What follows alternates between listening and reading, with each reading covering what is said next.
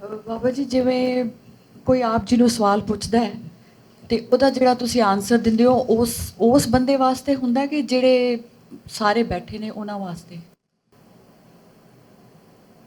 ਦੇਖੋ, ਪਾਰਟਲੀ ਤਾਂ ਉਹਦੇ ਵਾਸਤੇ ਹੁੰਦਾ ਜਿਹਨੇ ਸਵਾਲ ਪੁੱਛਿਆ, ਔਰ ਪਾਰਟਲੀ ਜਨਰਲਾਈਜ਼ ਵੀ ਕੀਤਾ ਜਾਂਦਾ ਹੈਗਾ, ਕਿਉਂਕਿ ਜਿਹੜਾ ਅਸਲ ਜਵਾਬ ਹੈ ਉਹ ਤਾਂ ਅੰਦਰੋਂ ਮਿਲੂਗਾ। ਬਾਹਰ ਜੋ ਵੀ ਸਾਨੂੰ ਦੱਸਿਆ ਜਾਂਦਾ ਉਹ ਸਾਨੂੰ ਉਸ ਸਹੀ ਰਸਤੇ 'ਤੇ ਲਾਉਣ ਵਾਸਤੇ ਕਿ ਆਪਾਂ ਅੰਦਰ ਜਾ ਕੇ ਸਹੀ ਅੰਦਰੋਂ ਜਵਾਬ ਹਾਸਲ ਕਰ ਸਕੀਏ।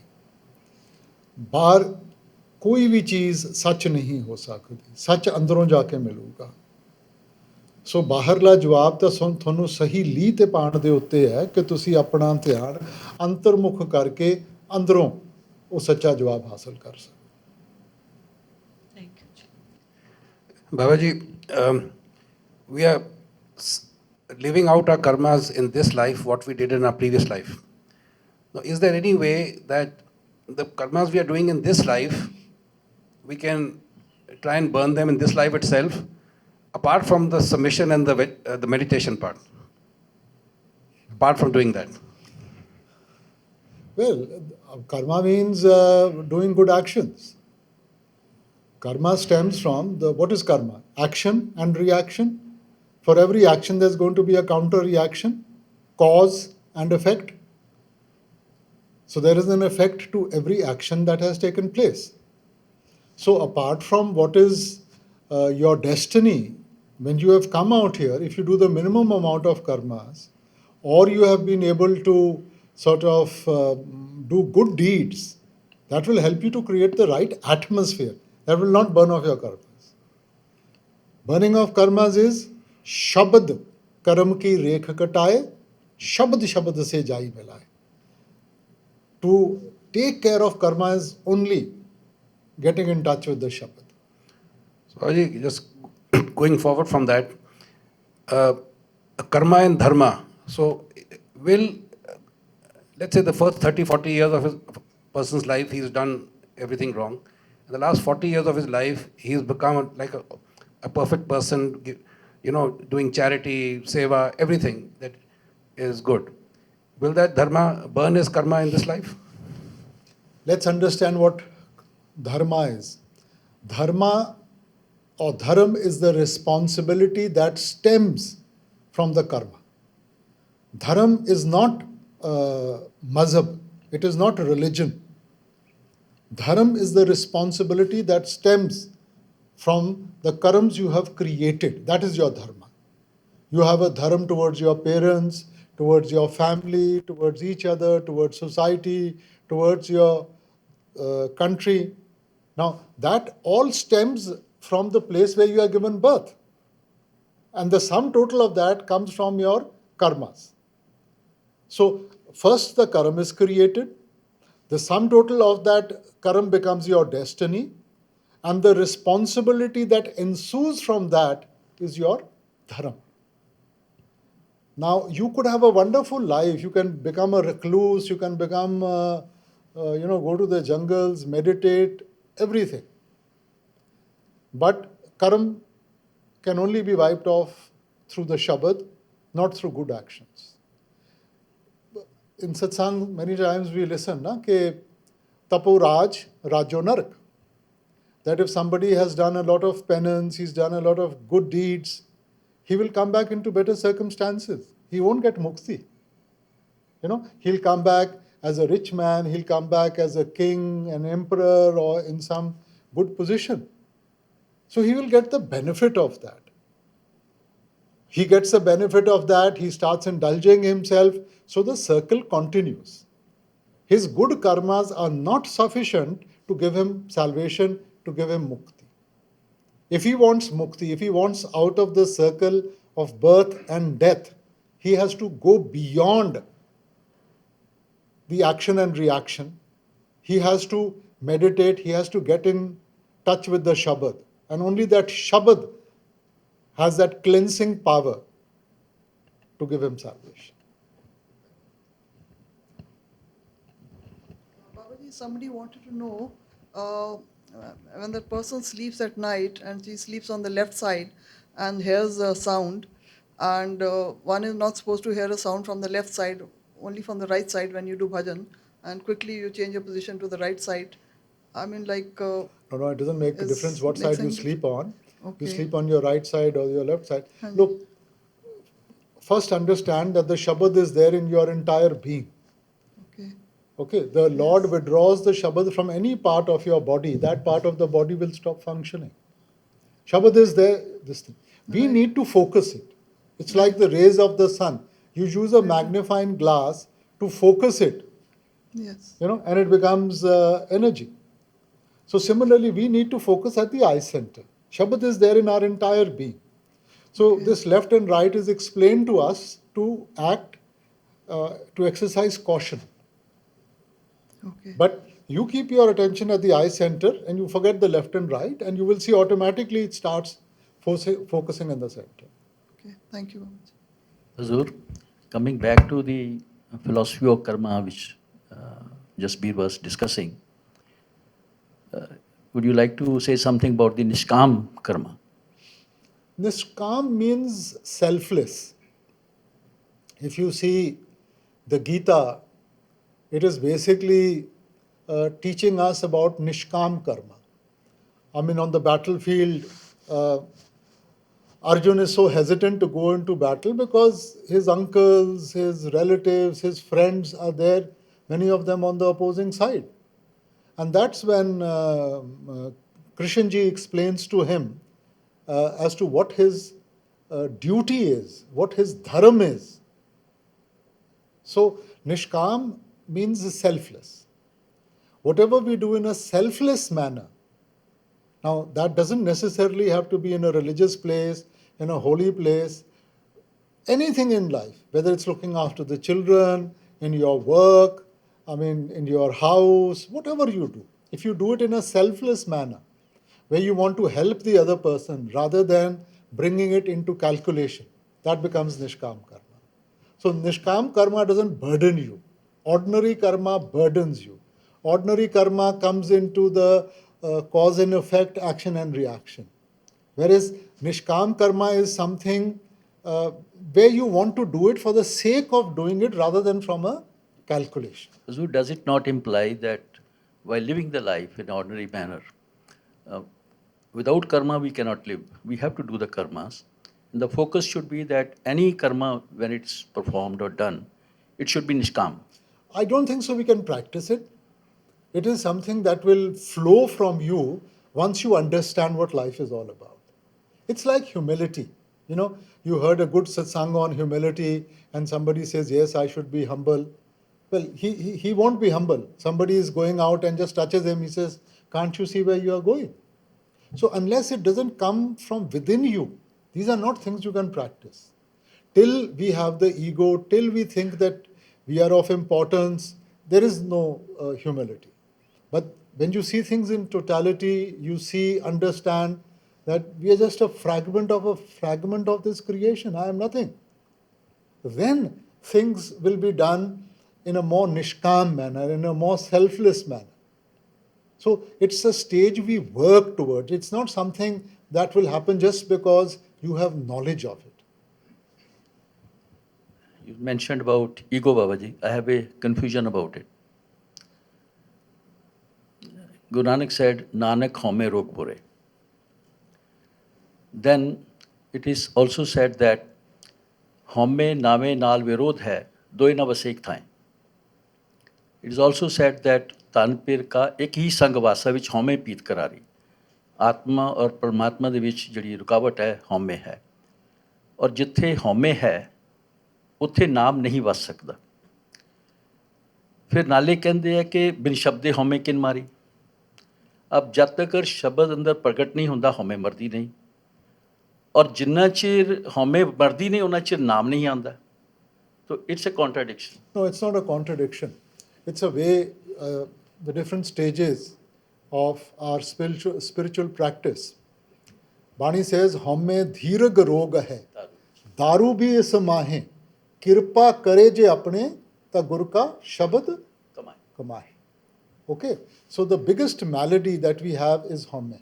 Homme means duality, where he is separate from me.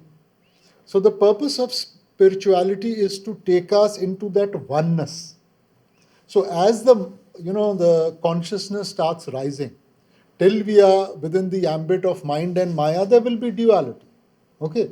Now, no matter how much I say that I won't use the word I or I won't say I, but the fact is that yes, it is a person who's doing something and a person who wants reward and a person who's creating karma. So that duality is going to be there. The moment you go beyond mind and maya, then the I-ness starts falling away because then the mind is left behind. Mind is creating the distinction. Where Shabad is concerned, Shabad is there in all of us. We can't exist without Shabad. Shabad is the creative power. We are the Shabad. So the Shabad is there. But till we are in the ambit of the mind, we are prevented from that recognition. Okay, we have got enslaved under the mind. And as through meditative process we go beyond mind and maya, then the covering is removed. Then I know who I am. And that is why he says that Shabad is the one which will help you to remove these coverings and help you to understand your true identity. Huzur, it's absolute truth what you have enlightened.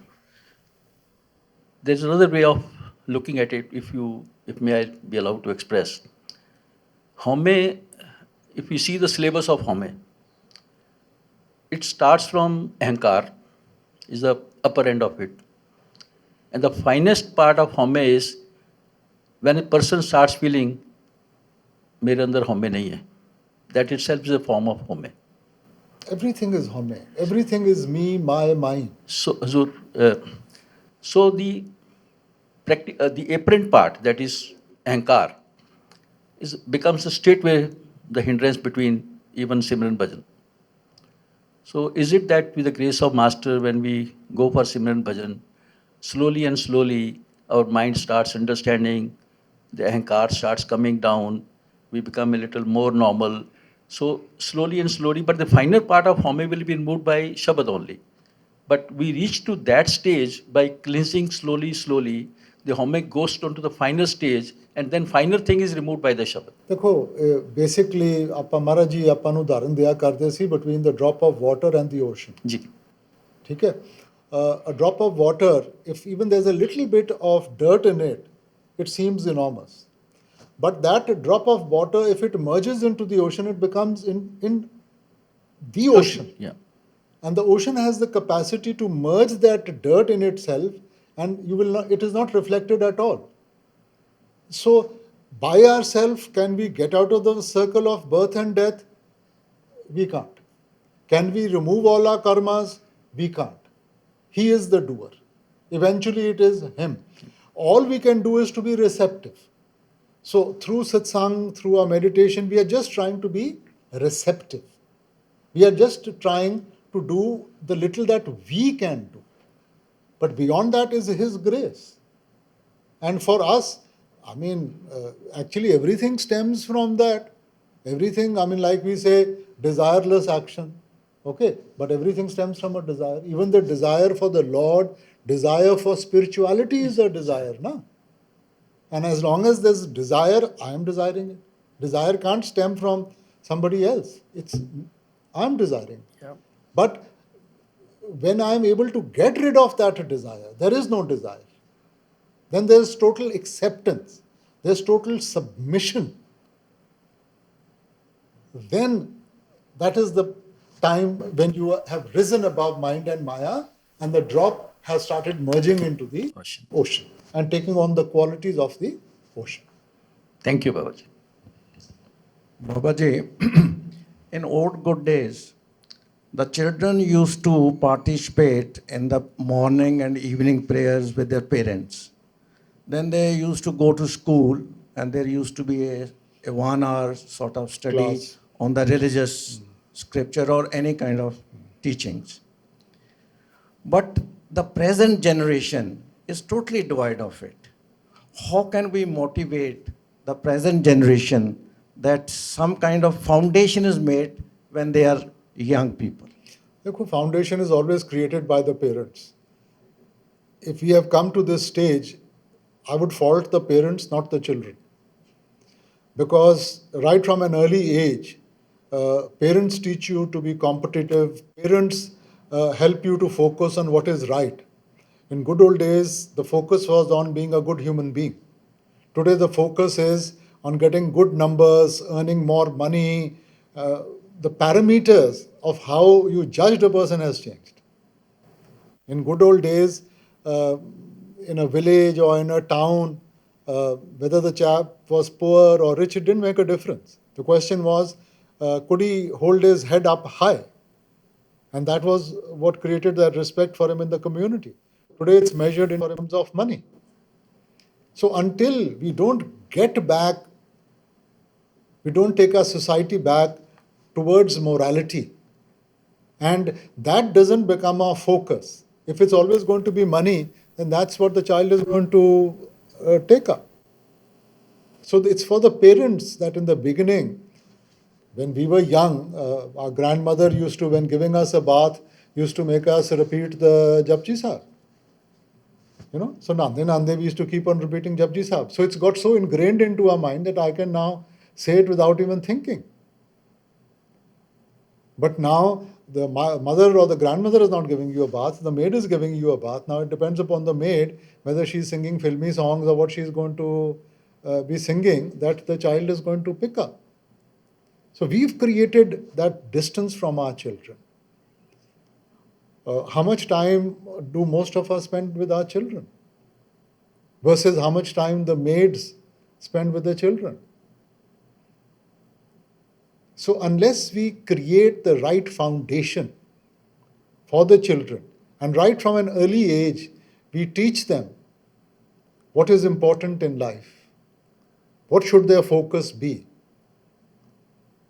what are the values. A few years back, there was pride. We were proud of our country. We were proud of our teachers, of our parents.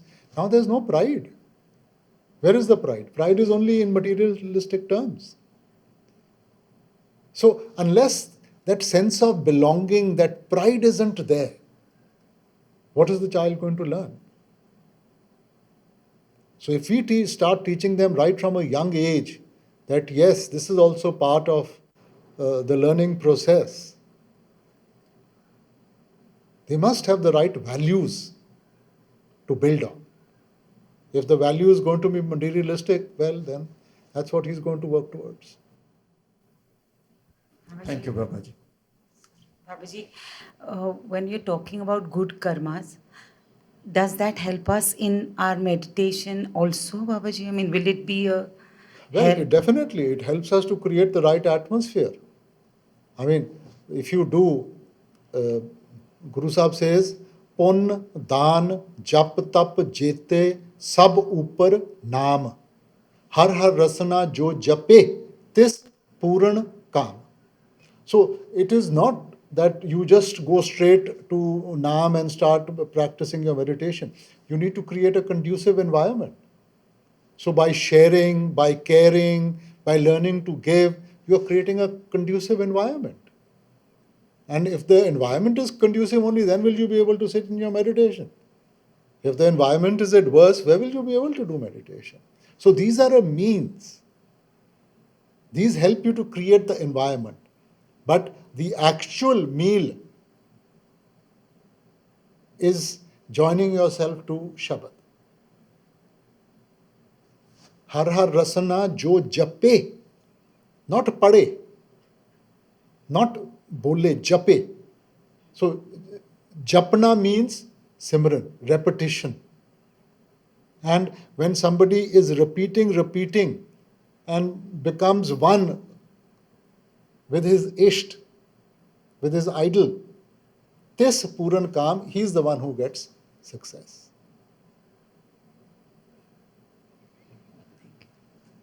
Babaji, normally we say that we don't believe in rituals, but when the children are small, rituals create an association. So if we let the children go to religious places and, they get lured in with the rituals to concentrate and to have an association with God, prayer.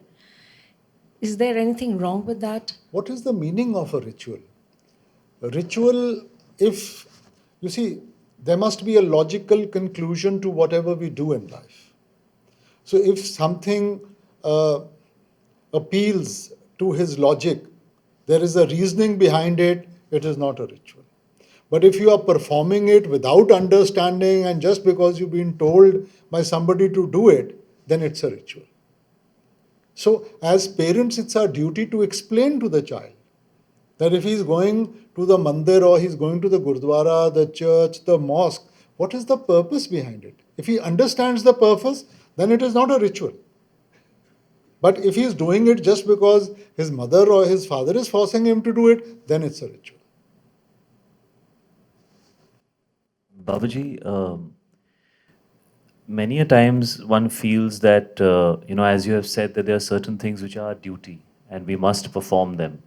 But a lot of times I feel that in relationships, especially with family and people who are very close to you, that duty seems like it's being done without the sense of love or without the sense of warmth.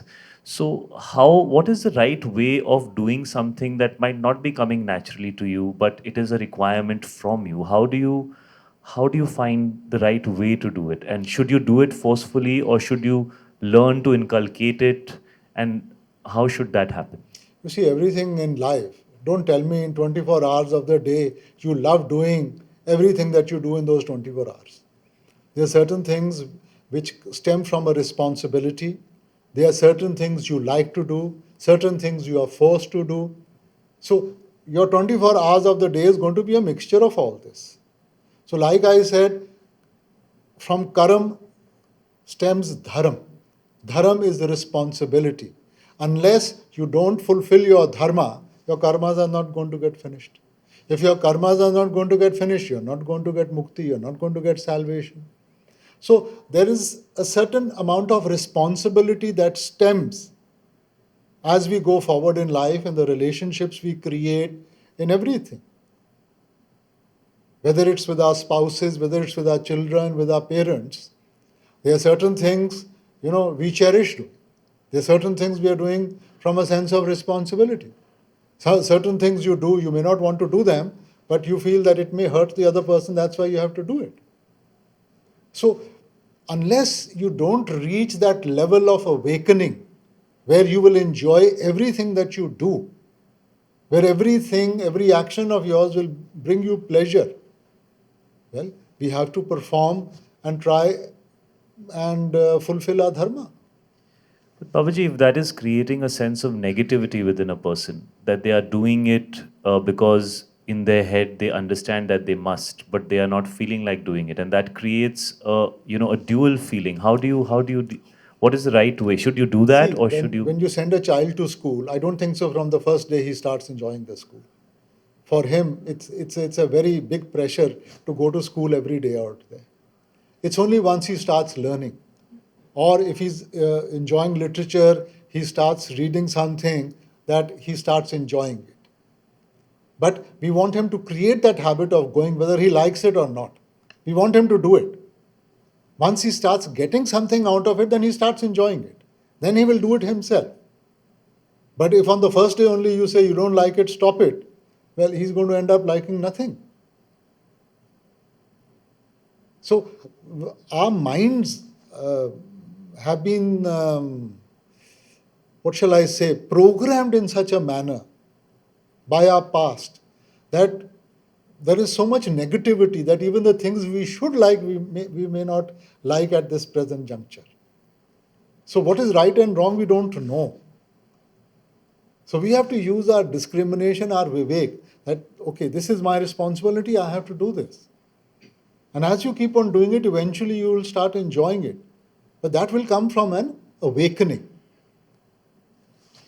Because Babaji, the path, whatever little bit I have experienced, one always feels that you always feel the need to be better than you are, do better than you are.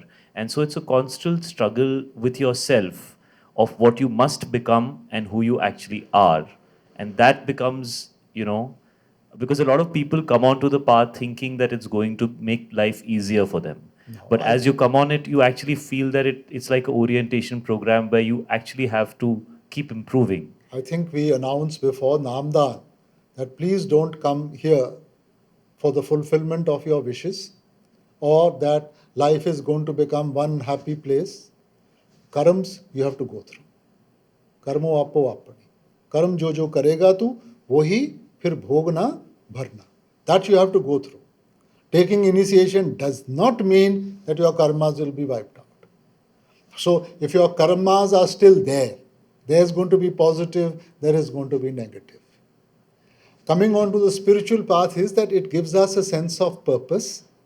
It gives us the confidence and the strength to be able to go through that. Not that the karmas are taken away. You still have to go through that.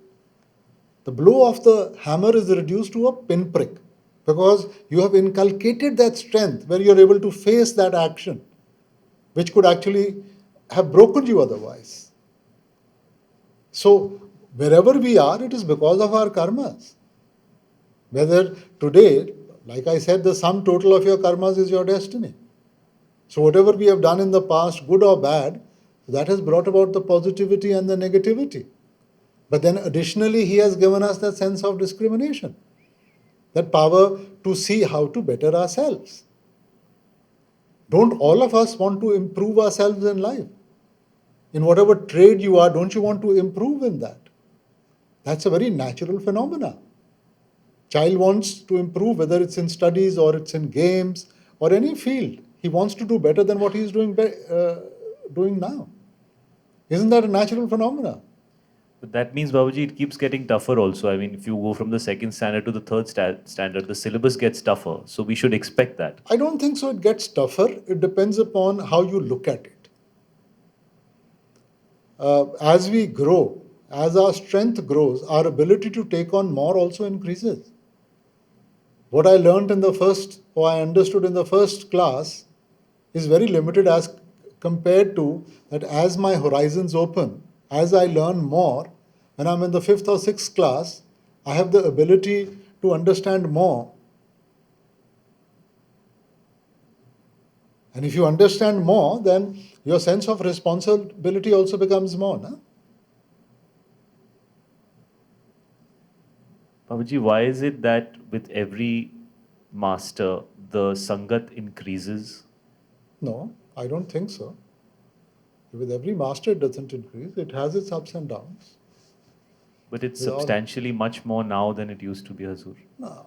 Well, Maharaji sowed the seeds. I mean, if you look at it, the number of people he initiated, okay, now you multiply that, they must have gone back, had families and everything. You multiply that by 3 or 4, that becomes much more than what I've initiated. So he has sown the seed. I'm just reaping the harvest. I'm taking the credit.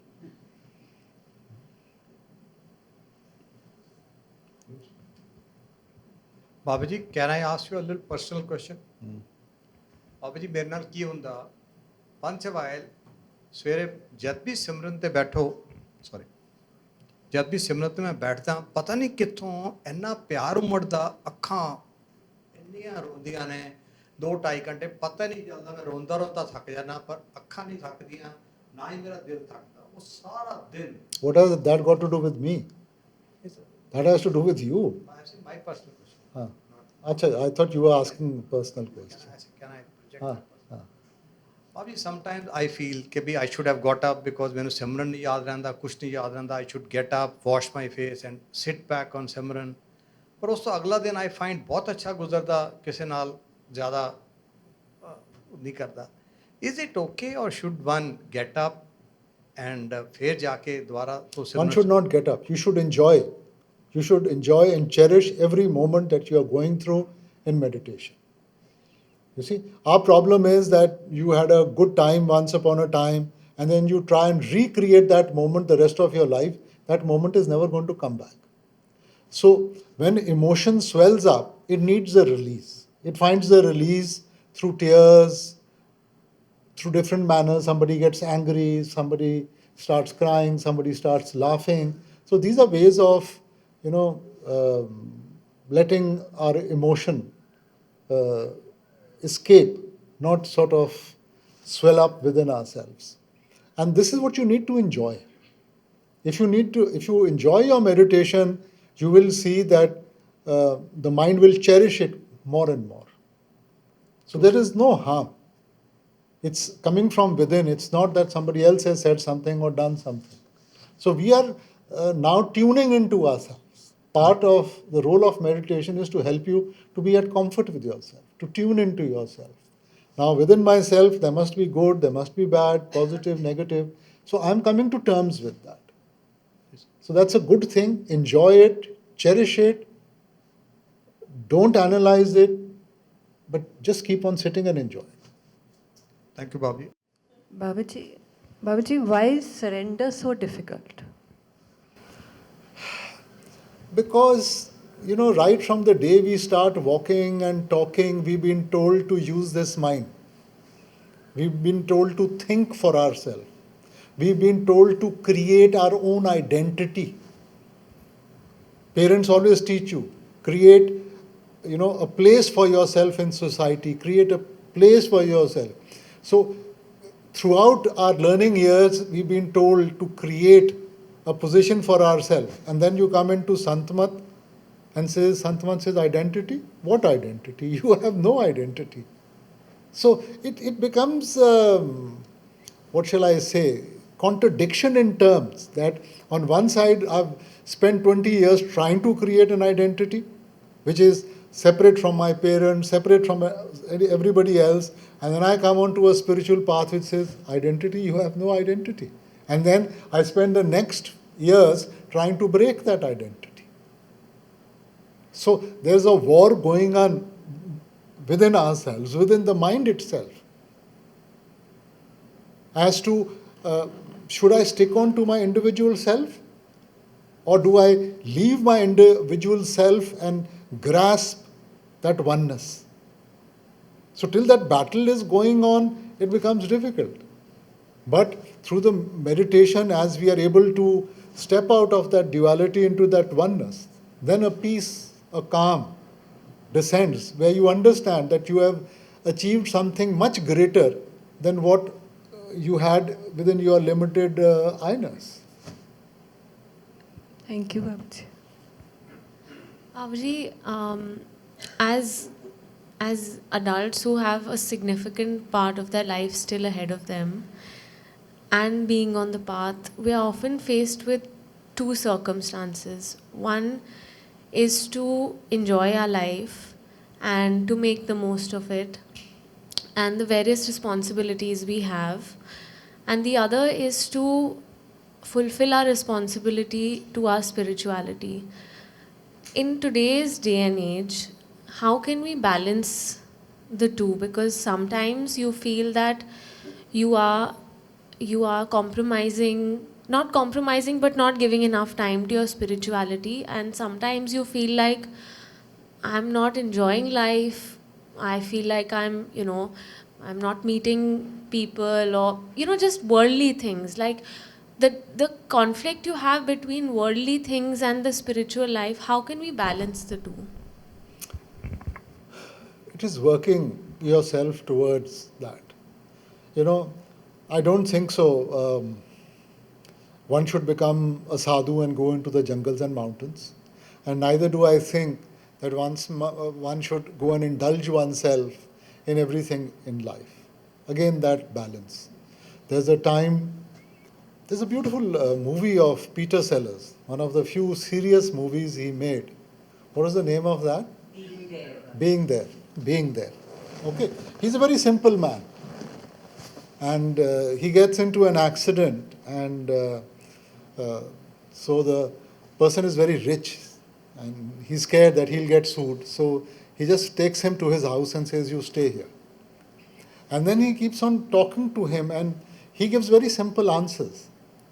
We are so complicated in life that we want complicated answers. Something simple for us, we make it complicated. And everybody thinks that if this rich man has kept him in the house, he must be some person of repute. So everybody comes to him for advice. And he gives you very simple advices. So somebody asks him something, the President of America comes and asks him, we are going through recession, what should we do? And very simply, because he's a gardener. So he says there's a time to sow and there is a time to reap. And he ends it with that. Now, everybody starts taking out meanings from that. Everybody has his own concept of what was conveyed. And they think, what a man, that he's giving us such great truths. So, a balance is necessary. Life is not complicated, we make it complicated. Because we are copying others.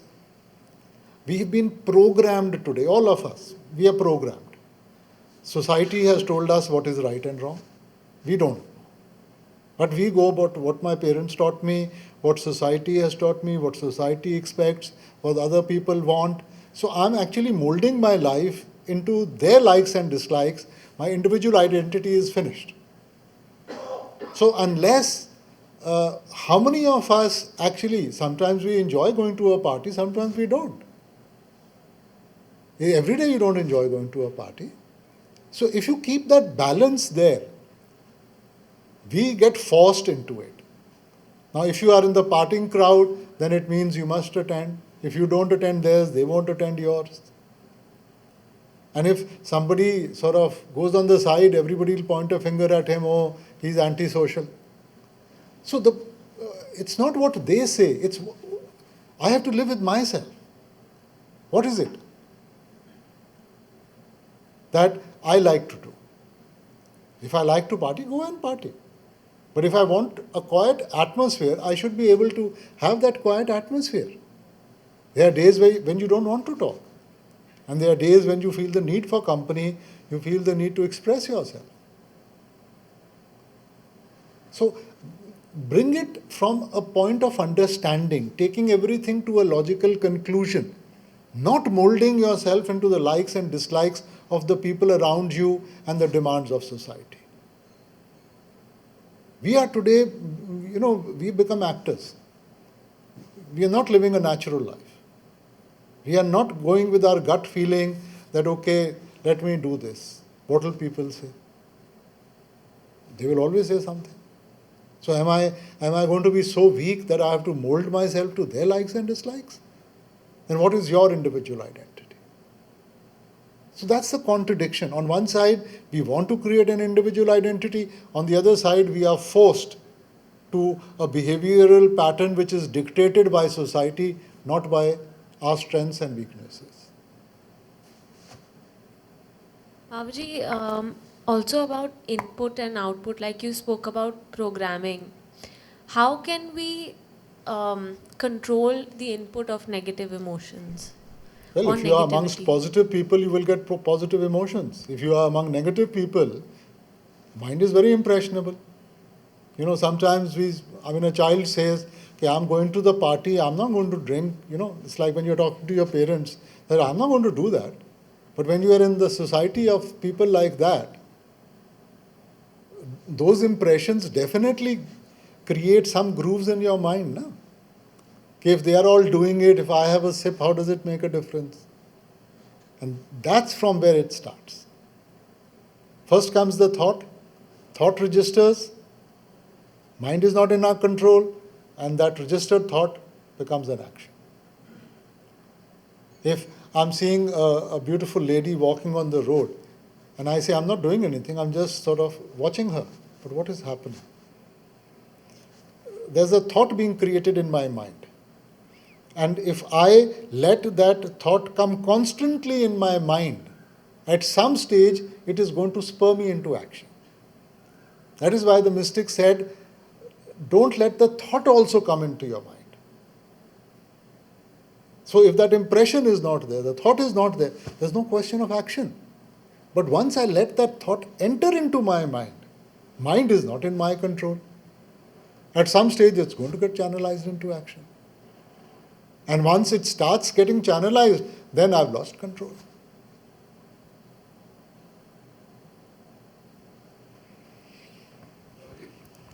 On these 5 weaknesses, Kam, Krodh, Lobh, Moh, Hankar, on the path of spiritual progress, is Hankar the last to go?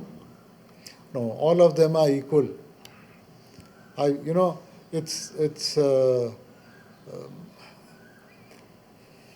All of them attack us with the same intensity. Now, some of us are able to control one, and that gives us a false sense that, oh, this I have sort of now taken care of, now let me focus on the two. But as you go further, that's the same thing that comes and pulls you back then. So you have to be on your watch at every moment for all of them. Don't ever get into that false thought that I've been able to control one or I've been able to control second or third. Right till you don't go above mind and Maya, you are as susceptible to each of them. So you have to be cautious. One more question. There are thousands and thousands of ways people try to achieve God. There are rituals, there are thousands of places of worship. People follow gurus, masters, so on. Now, and it's all based on faith, because they have faith, that's why they go. Now, even if those turn out to be wrong ultimately for some reason, will that faith of that person see that person through? See, firstly, in spirituality, nothing is right and nothing is wrong. Spirituality means creating a relationship with the divine, and that can't be wrong. Now, we all have our ways and means. You can start from nursery class, or you can start from KG, or you can start from the first class. Depends from where you are starting. These outward means are to create an environment. I would never say they are wrong. They have their own purpose in trying to create a conducive environment for us. But now if I'm going to sit in the first class all my life, and I want to go to college, will I be able to reach college? So these are steps in the way. But if I'm going to get stuck at a particular stage of my life and not move forward, I will never be able to reach my destination. So I would never say anything is wrong. These are stepping stones towards the destination. But Babaji, people don't know any better. They think this is it. And their faith is, Your faith, 100%. no matter your guru or the person, your teacher or your master, no matter what he says and does, if you have your faith will take you forward. So he could be limited, or he could sort of have reached a particular stage. But if you have faith, your faith will definitely bear fruit, and it will definitely take you forward. And that is why we are all blessed, because we have faith. So our faith will definitely take us forward.